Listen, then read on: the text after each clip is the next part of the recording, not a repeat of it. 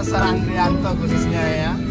Kita mau bepergian ya, tepatnya di tempat selatan untuk mandi-mandi bersama istri dan abang dan si cantik tua Gemba kami yang ada di belakang dia. Coba lihat lagi ngapain dia.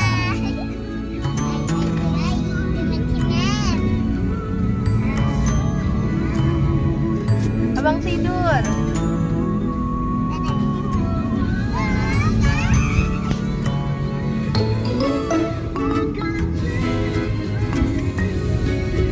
Persiapan udah kita siapin semua, mulai dari baju renang, walaupun bukan baju renang sih, tapi baju-baju untuk mandi-mandi dan biasa. Kira-kira kita ke lokasi ditempuh 25 menit. Tetap ngikutin keluarga Andrianto ya, stay tune terus.